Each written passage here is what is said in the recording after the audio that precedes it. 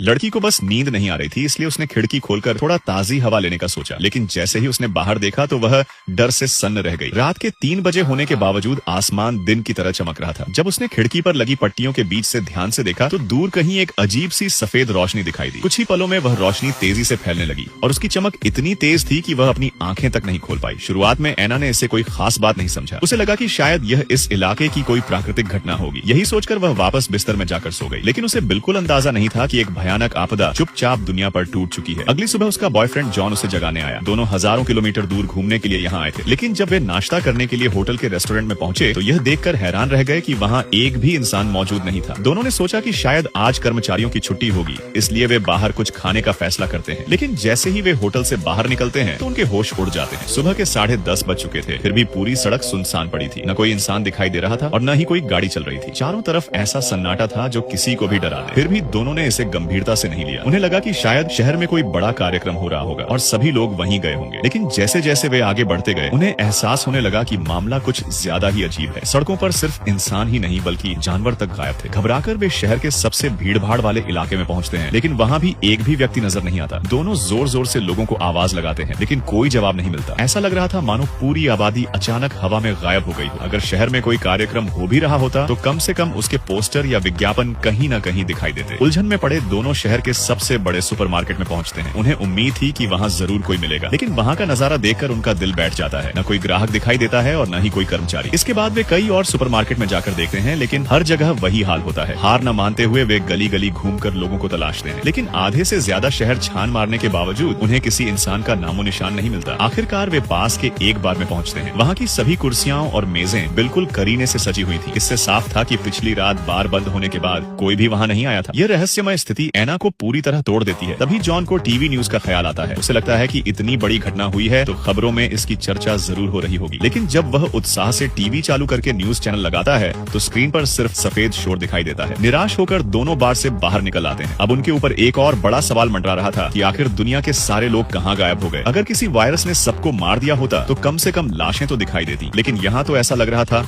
मानो पूरी मानव जाति अचानक अस्तित्व से ही मिट गई हो। मजबूरी में दोनों वापस अपने होटल लौट आते हैं। जॉन तुरंत अपना लैपटॉप खोलता है और इंटरनेट पर जवाब खोजने की कोशिश करता है, लेकिन उसे पता चलता है कि सारी खबरें कल की तारीख पर ही रुकी हुई हैं। दूसरी तरफ एना अमेरिका में रहने वाली अपनी माँ को फोन लगाती है, लेकिन कोई कॉल नहीं उठाता। वह अपने दोस्तों और रिश्तेदारों को मैसेज भी भेजती है, मगर किसी का कोई जवाब नहीं आता। हर मैसेज मानो समुद्र में पत्थर फेंकने जैसा गायब हो जाता है। तभी जॉन के दिमाग में एक आइडिया आता है। वह एना को लेकर तुरंत बाहर निकल पड़ता है। उसका मानना था कि अगर वे शहर की सबसे ऊंची जगह पर पहुंच जाए तो पूरे आइलैंड की स्थिति देख सकेंगे। दोनों पहाड़ की ओर रवाना हो जाते हैं। रास्ते में उन्हें